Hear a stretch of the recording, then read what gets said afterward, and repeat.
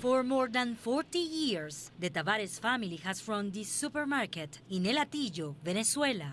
It has been a road filled with difficulties, especially over the last decade, with price and currency controls, hyperinflation, product shortages, and in recent years, with U.S. sanctions. There was some reprieve when the sanctions were lifted last autumn, but now they could be coming back, and the Tavares family is bracing for the worst.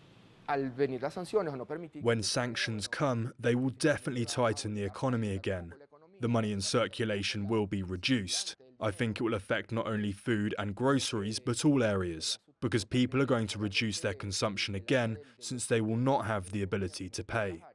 Last October, the U.S. eased sanctions on the oil, gas, and mining sectors after the Venezuelan government struck a deal with the opposition to hold free and fair elections. But in January, Venezuela's Supreme Court banned presidential hopeful Maria Corina Machado. The U.S. gave the government of Nicolás Maduro an ultimatum: allow opposition candidates to run or face a resumption of sanctions. They have until mid-April to get back to the negotiating table. But so far, Caracas doesn't appear to be backing down, viewing the decision as a violation of its sovereignty. And the most affected would be the oil industry, including state-owned oil and gas giant PDVSA.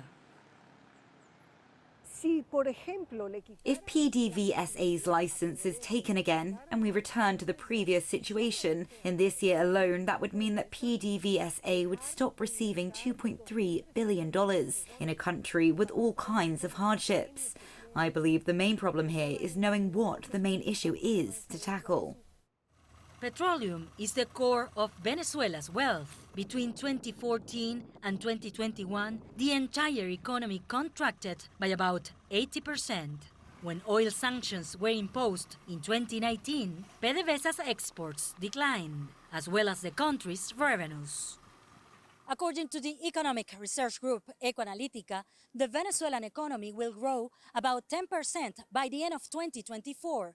Now, after the U.S. announcement, projections have been cut to less than half, only 4%.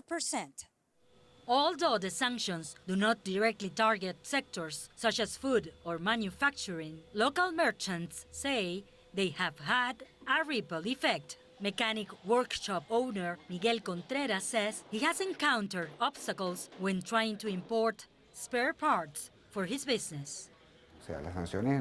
The sanctions hit us a lot. I hope everything can reach Venezuela, that we can work freely, so that we can bring spare parts when the spare parts stop coming in. That hit us a lot.